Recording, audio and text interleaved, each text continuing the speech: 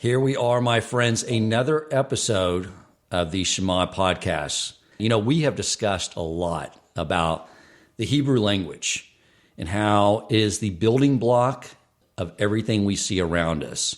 It says in the beginning of the Torah that Hashem created and he sustains this world through speech, through the vibrational frequencies of the Hebrew language. But there's something deeper here too I wanted to explore with you, and that is that the shapes of the Hebrew letters have profound meaning as well.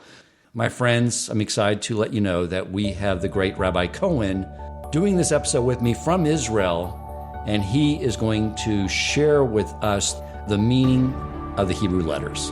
Welcome to the Shema Podcast, the podcast for the perplexed, where Torah insights, intertwined through personal stories, as well as interviews with leading Torah scholars, demonstrate the empowering qualities of Torah and mitzvot. For more great Torah learning through Torch, the Torah Outreach Center of Houston, go to torchweb.org. Now to the show. Rabbi Cohen, thank you so much for coming on the Shema Podcast. Me and the guest appreciate you being here once again. Great to be here as always, Dan. So let's begin with, for one, I wanted to find out where you are with the book, the one you mentioned to us, Creating Angels, that we spoke about the last time I had you on the Shema Podcast. Yeah, so God willing, it's in its second editing, where they're working through some of the writing and other touchings up, and God willing, in a few months, it should be ready to print. Just in case someone was not listening to that last episode we did, tell the audience about what this book is about. The book is basically based on many passages that we have through in the Holy Torah, whether it's the written law, the oral law, that basically expresses the idea of our powerful creativity within us. And one of the main passages is that states that basically every thought that we think, there's an angel that's created, which only brings us to fruition of whether good or bad, the nature of that thought. So that's already one just powerful exercise if a person were to be aware of his thoughts, that it's creating an energy that is going to propel him to a certain destiny. So that's just one of them, and I bring many other sources, either from the Kabbalistic sources, Hasidic books, and Hasidic Rebbes, and things like that. One of the things I got when I read the original draft of it many years ago, and I was so blown away by it, is that, you know, as we're trying to learn Torah, be involved in business, all these things we're involved in this world, it all starts with the thoughts, and the thoughts are the most profound aspect, and the words and the actions are all secondary to that. Is that correct? Yeah, but actually before the thought, there's a will. Okay. And that's really something that's like almost untouchable by all of us, because we really know, where does the will come from? Will for holy things, will for good things, let's say. And then there's also negative influences as well. But my book mostly focuses on the way that we can go ahead and utilize that creative essence within all of us, that what we call the image and likeness of God, which basically teaches us, informs us about our tremendous creative potential. So we're interested in changing the world when we change our thoughts. Yes, the first thing that we can understand is the thought from the will. Beautiful. And then, of course, then we can go ahead and go from there. So when I read that book, and I can't wait to read the final copy again and again and again, but I remember when I was reading, I was like, if everyone in Klei Yisrael read and was cognizant of this, it would change everything. And it was so profound that what I wanted to offer to you, dear listeners, is that the first, we'll say 30 people to respond and send me an email at president@torchweb.org and just put in the subject, I want the book. And I will buy the copy of the book, and I will have Rabbi Cohen autograph it. Now, he did just share something with me he taught earlier today. You want to share that with the audience real quick, and I'll tell them what the additional catch is based off what you just told me. Yes, I was just giving a class in the Zohar that spoke about that when it comes to a mitzvah, something holy, that a person should actually use his money to pay for. In other words, when things are for free, then that really is a gateway or an opening for what we call the other side, or the negative forces or negative influences, to come and actually hijack that holy act. So therefore, it's advised, it's not just advised, but like you have to make sure you do this, to actually spend your money to go ahead and buy things of holiness. And there it was talking about, let's say, like a mezuzah for your house, tefillin, or any other item of a mitzvah, an esrog or a lulav, and also a book, a holy book for sure. Okay, so I did clear this audience with Rabbi Cohen. I said, well, hold on a second. I want to buy the book for the first 30 people who send me an email requesting it and have it signed by you, but there was something, an effort I want you put into this equation, because what I want in the end is this book in every Jew's hands. So when I'm asking those that I'm buying the book for, that they will turn around and share it with their friends and tell them about it and get them to buy it and be basically the marketing spokespeople for this book, so we can spread it to every Jew around the globe. So I think if with that effort, basically them doing that. Sounds like a pay it forward kind of deal. Exactly. So that would avoid the Sitra Achra, right? Yes. Okay, beautiful. All right, let's get into this topic. And I thought maybe we would start with this, something I wanted to explore. Someone brought to my attention not too long ago about these different scripts. And it was some debate on which one is the original one. What's in how our Torah is written now? What was on the Ten Commandments? Can you explain to us about these different scripts and which is the original? Yes, there was an ancient Ivrit script that we have, actually. You can even actually like Google it, and you can see the images of it. They are kind of scribbles in a certain sense. So there's actually a three-way argument that brings from the Talmud in Tractate Sanhedrin, page 21b and 22a, that actually go into a three-way argument about what were the letters and the origin of the letters in the form that we have now.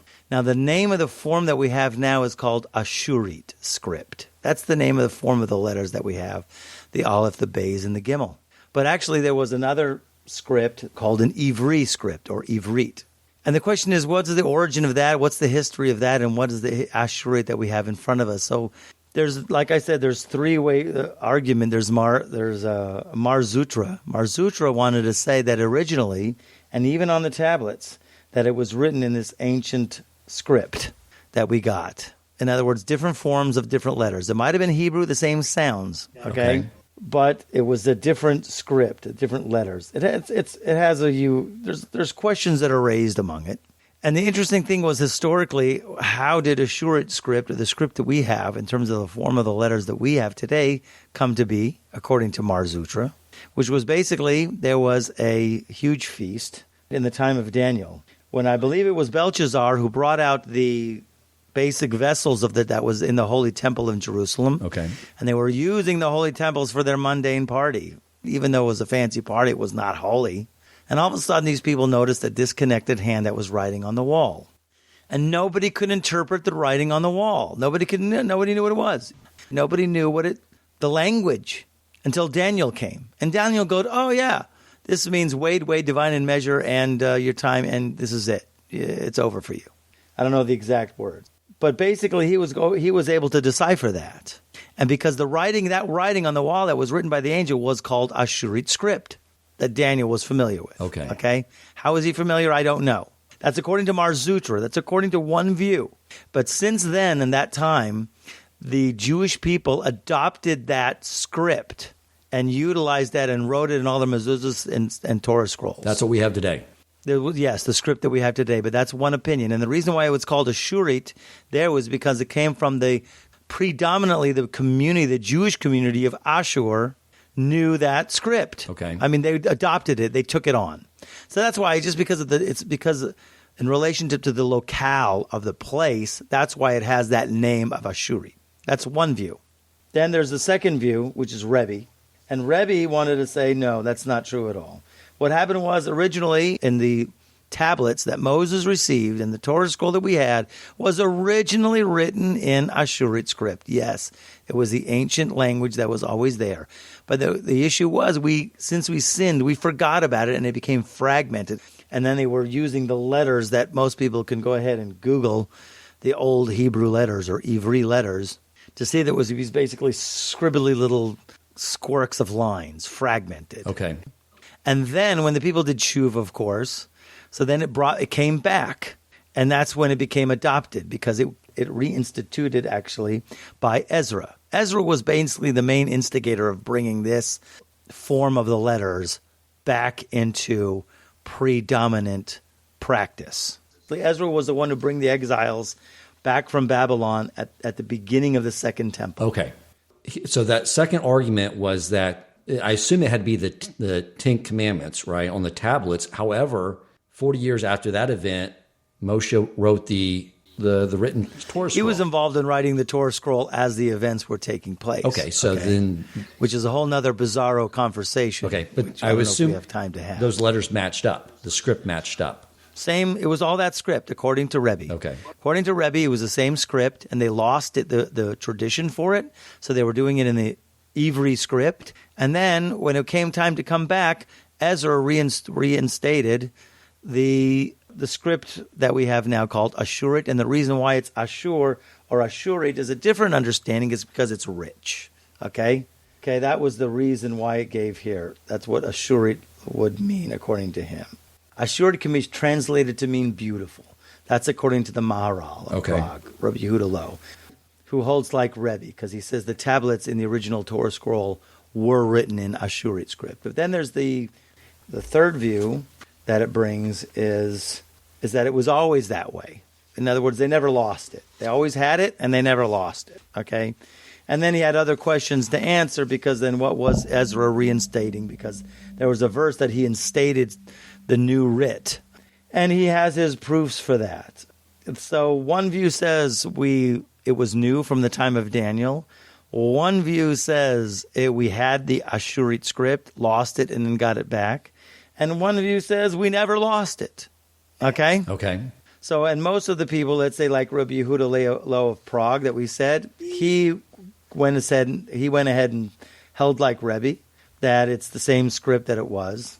And also we have the Radbaz also as well that go ahead and affirm that was the script that was written on the tablets. Okay. Because I would assume, the one thing I understood is that with the written Torah, it was written in the script, that the reason Moshe gave a copy to everyone is to make sure that any future copies were copied identical to that one. So I can't imagine the script in the written Torah ever changing. Correct.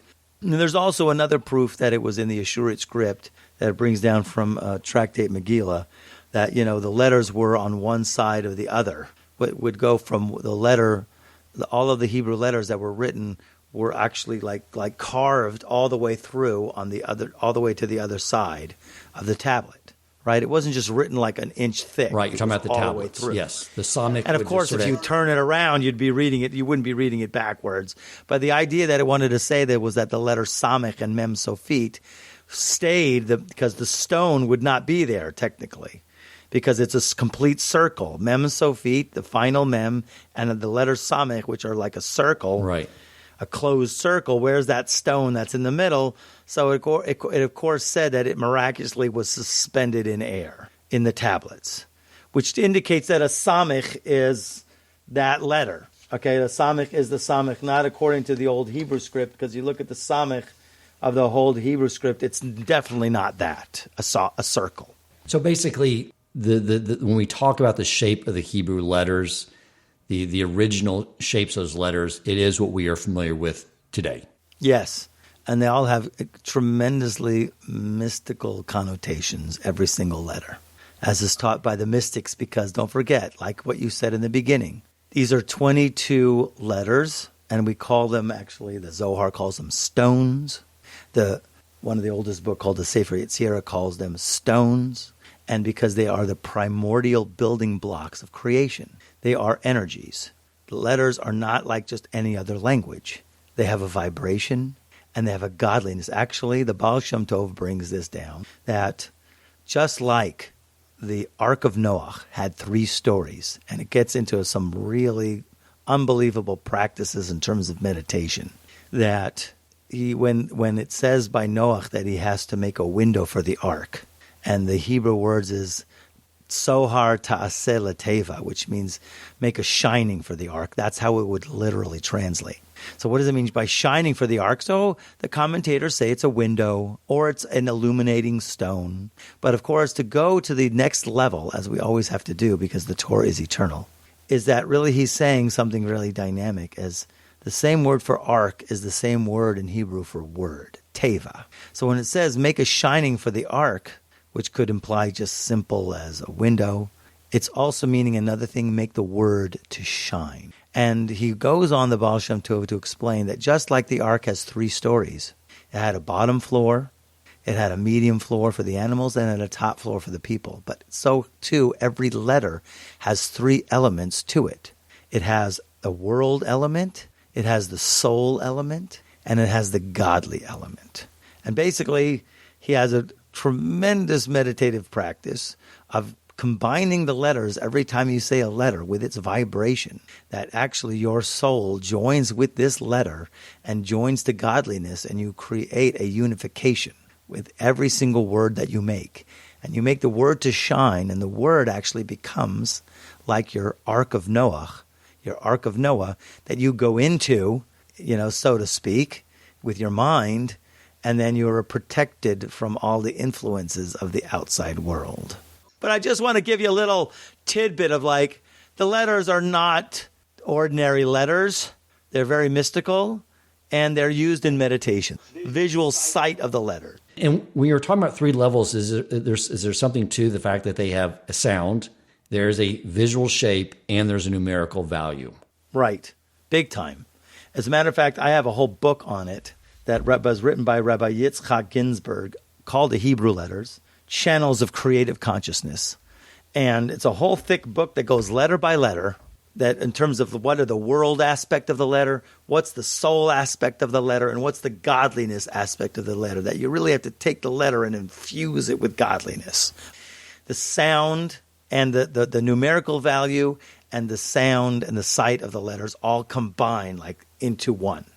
But just to go a little bit before that, to get into the idea, and something that was taught to me a long time ago, that not that you can make so much use of it, but at least it gives us a window to understand that even to pronounce these letters, there's powerful influence about it in the world, in our lives and in our environment. And the idea was taught to me that, in the beginning when you're finally writing a letter, every letter starts with a yud, always, because it is just a yud is just a dot on a page.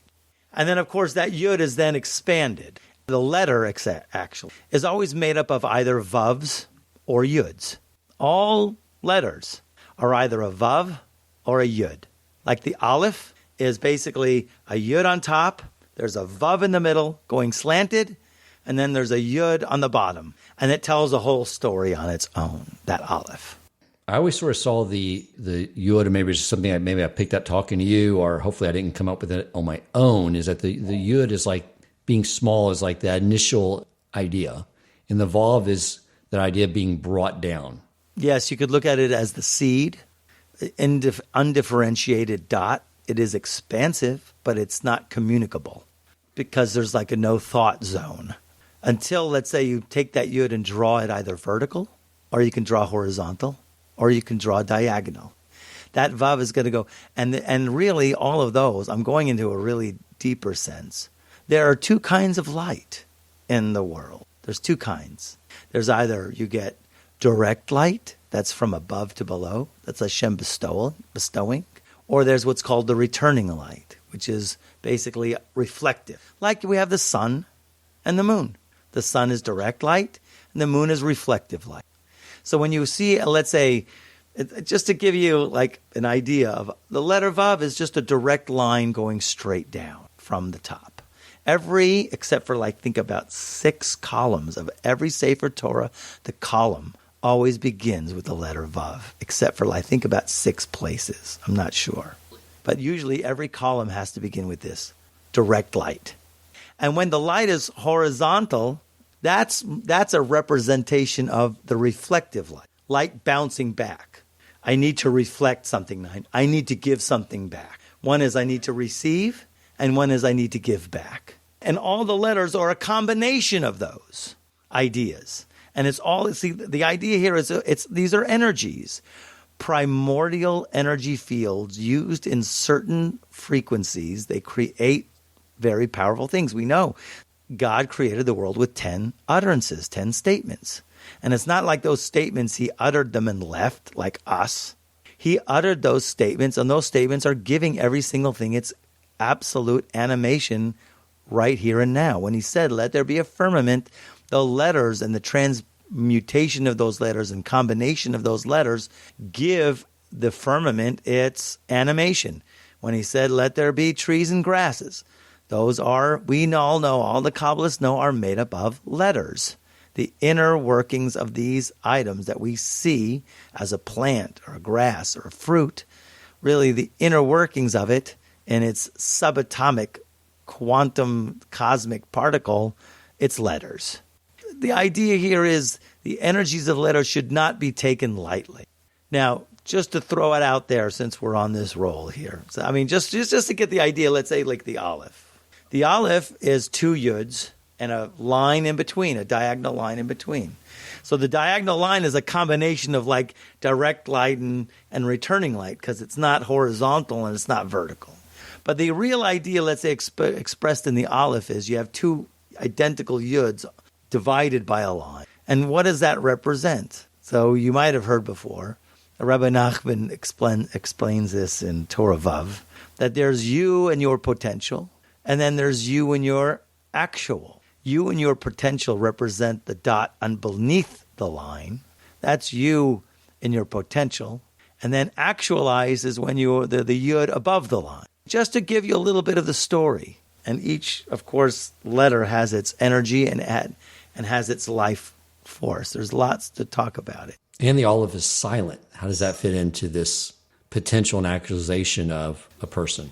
Because Aleph, actually, the word Aleph, because then there's the name of the letter itself, which also tells the story. Aleph represents Alufo Shel Olam, and that's the ethereal, godlike level of consciousness, because it is silent.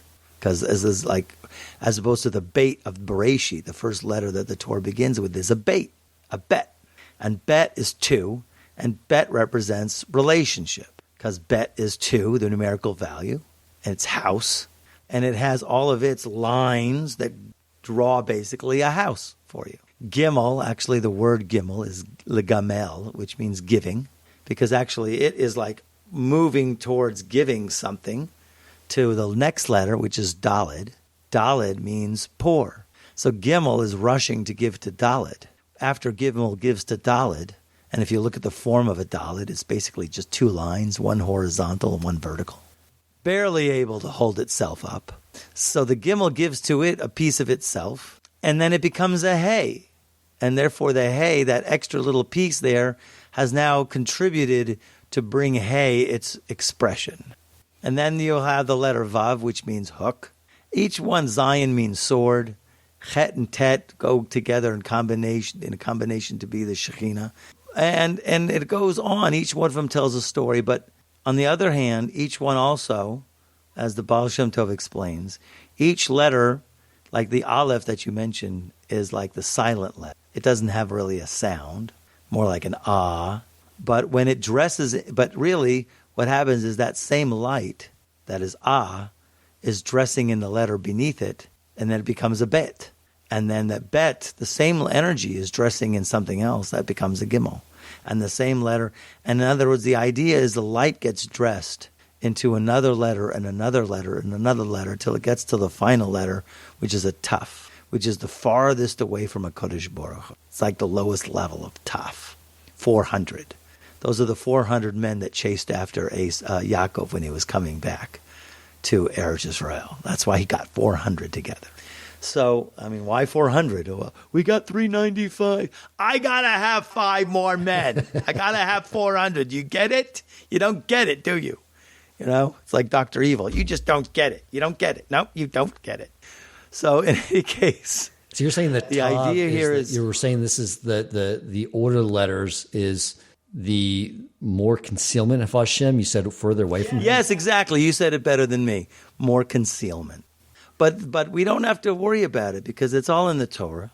The letters are already laid out. And there's 3 books that you could read, even though you don't understand it, that have a significant influence on a person's soul. 3 books that I've been taught, that you can just read it and you don't have to know what it's saying. One is the Torah, and then the other one is Tehillim, and the other one is Zohar. So even if you don't understand it, to read these books, it opens up the vibrations of this. And not, I don't want to get low in terms of like vibrations and energy and resonance, but there is one halacha in the Shulchan Aruch that talks about learning. It's Shtayim Mikra Ve'echad Targum, meaning twice in the Hebrew, once in the Aramaic. That a person has to read the Parsha of the week twice in the Hebrew, each verse twice in the Hebrew and once in the Aramaic, because the Aramaic is the returning light, actually. Twice coming downward and once reflecting. Don't ask me why, but that's how it's done. And it's a segula, if I can say the word segula, which is basically it's an action that can perpetuate long life. They say if you do it every week and finish with the community, you get long life. Now, there have been times where I didn't make it, and I didn't have such a good time. I'll just be light. And there are times, and usually, God willing, thank God, you read a little bit every day. You just read a little bit every day. Now, that could be too overbearing for people. But the idea here is just to understand that the letters themselves, and also people will ask if they're going to go pray. And to pray is, do I do it in English or Hebrew? If I do it in Hebrew, it takes a long time. I'm practicing. I'm breaking my teeth. Rabbi, please help me. So there's different rabbis have different opinions on it. Most of the rabbis will definitely be inclined for you to at least start practicing Hebrew, some of your prayers, and the rest you could do in English to keep with the community, or because time. But you should at least make a practice every day in the prayers to just try to read something in Hebrew, like the Shema. Start with the first paragraph of Shema, right? Because, like I say, they have tremendous, tremendous ramifications in our souls, in the house that we live in the very house. It's a protection for the house as well. When you were saying the third time in Aramaic, was that because that was the more normal language for a certain period of time? And is it now? That's a good question. I'm glad you brought that up. Okay. The Onkelos, he wrote the translation. His name was Onkelos. He was a nephew to the Caesar. I believe he was a nephew to the Caesar who converted.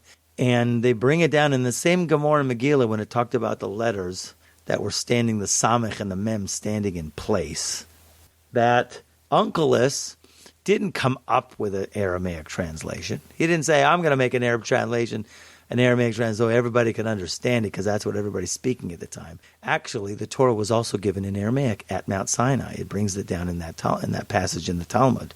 In other words, when the people of Mount Sinai, they got it in Aramaic. I don't know if they got it only in Aramaic, or it was Hebrew and Aramaic. Okay, but it implied there that it was definitely given to them in Aramaic. That was the language that they understood, and they lost it.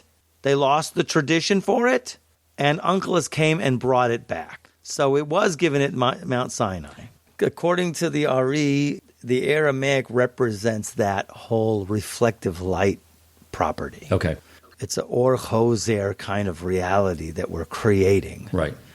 There's got to be something very holy about Aramaic to a level, because that's what the Talmud's written in. Absolutely.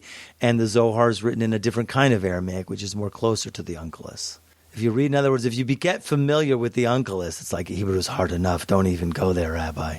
But let's say if you were to get the Aramaic of that, you would get more, not the Aramaic of the Talmud. You'd be more inclined, you'd be more easy to understand the Aramaic of the Zohar. It's a different kind of Aramaic. One is Babylonian, one is from Eretz Yisrael.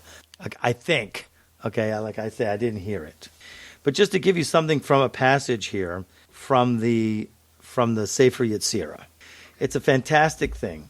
It says here, it reads like this, and it's referring to the letters. And if you ever look at Sefer Yetzirah, and you could do a reading on it, that everything from chapter 2 to chapter 6 is only talking about the letters and the different types of letters and the different energies of these letters. And so here in this Mishnah 4:16, in the Kaplan version, it's on page 190. So it says, 2 stones build 2 houses. 3 stones build 6 houses. So in other words, it's looking at stones as being the letters. So if you have 2 letters, you could build 2 houses. That means you could switch the letters. You could do Aleph and Beit, and that's Av. And then you switch the letters, and it's Beit Aleph. 2 different words. So you have from 2 letters, 2 houses. If you have 3 stones or 3 letters, how many combinations of those letters can you build words out of? Or just the combinations. Forget about word. Combinations. So you can build 6 combinations from 3 letters. And it goes on. 4 stones build 24. So it's going exponentially. 5 stones, 5 letters, you build 120 houses. 6 stones build 620. And it goes on. 7 stones build 5,040. And from here on, go out and calculate that which the mouth cannot speak and the ear cannot hear. Because if you take the 22 letter combinations times 21, actually, really, it ends up being almost an endless combination of letters that you can transmute these letters. Interestingly enough, just to throw it out to you, we say a praise every day. V'kulam yikra. We say that Hashem, He created the stars and He gives them all names. So God gives the names to every single star. And of course, the names are going to be these Hebrew names here. Of course, the combinations of these letters are going to be these stars, the names of these stars. It goes huge and exponentially. And the idea here is that our mouths are very powerful. And of course, the mouths in the Hebrew are very powerful. And then when you use it with the Torah, it becomes extremely powerful. Okay.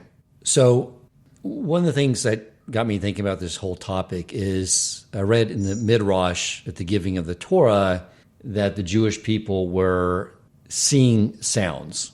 Were they seeing the Hebrew letters? Interestingly enough, I did see recently, they were actually using vibrations and trying to form or see what the vibrations, if the vibrations were making a formation of anything. They were using it like in connection with the letters of different languages. Like they were using the letter of A to see if an A would form, okay? Or a B and B would form, and they were using it for different languages. Interestingly enough, when they got to the Hebrew and they used the Aleph, and I guess what happened was, the sand, it was a sand vibration, a very fine sand, and it would form into a letter Aleph, okay? Yeah, I've seen that video. It's pretty mind-blowing. Right, you did see that. But the power of the speech in Hebrew has powerful effects on all of the molecules that are around us all the time. And that's what blessings are. And, when you give a blessing, you're actually, and it goes into the book that I'm writing, of course, because our thoughts are very powerful. Our words also create angels. Our actions also create angels. So the words that we say in Hebrew, they mamish actually have a very strong influence on the molecules that are around us. We don't know. We're not aware of the influence that we have. We think, okay, only if I talk to somebody or scream at them, maybe I'll have an influence. Maybe, right? If I scream at my son or daughter, right? Maybe they'll listen, right? But really, it's way more powerful than that. Way more powerful. And they're coming out with stuff like that all the time. So now imagine if you have the building blocks of creation that's forming every single thing in existence, and you have the right words for it, how much of an influence, of a greater influence you can have. Here's the practice for everybody now today. It's a huge practice. Okay, it's in the last chapter of my book. They have these things, these fields that we are emitting. They're discovering that people with their thoughts and their feelings are actually emanating energies. And we have a mitzvah before we pray every day. And before we go in to pray, we walk into the synagogue. We say, Hare ani mikabel alai mitzvahs aseh shel v'ahavta l'reacha kamocha. I now accept upon myself the positive commandment to love every Jew like myself, every person like myself. It's a positive mitzvah. It's in Leviticus. But you know what happens? Prayers, sometimes we're just so busy and we're thinking about who knows other things. We don't necessarily focus completely. But I try to stop at that point. And I try to really engender very deep in my heart a sincere love for every single person in creation. And I try to allow the feelings as I say the words, Ve'ahavta l'reacha kamocha, to love your neighbor as yourself. The word love, I try to picture that a love coming from my heart that reaches to every single person on the planet, every single creation. It comes from the Ari, the famed 16th century Kabbalist, who said you have to do this every morning before you pray. And then, of course, not just say it. It's the reality that we are creating. We are actually emanating from our hearts, the deepest places of our psyche, this emanating love to everybody on the planet. So imagine you doing that and feeling that. And it has an effect because you're saying the words in the Torah. Ve'ahavta l'reacha kamocha. It's very powerful. So that's just your little take-home that people can do and try it at home. Because it affects the molecules, it affects the atoms, it affects the reality. And quite frankly, isn't the whole illusion of this world that we are trying to see beyond is that there is really no separation? Absolutely, because they are you. Your neighbor is you. We're all part of one and the same soul. It's all part of the same one unified neshama that God created. It's just the bodies seem to be giving this impression that we're separated. But really, reality is definitely not what we think it is. And it's all red pill stuff. Okay. So look at every letter as a red pill. But it's not just a one-time pill. I'm up, Neo. Welcome to reality. We have to be on a diet of red pills. Okay. So let's go back to the shapes here. Like when someone is looking at like a Hebrew word, written in Hebrew, and is there something we can learn more about that thing or that animal or something by also understanding the Hebrew letters?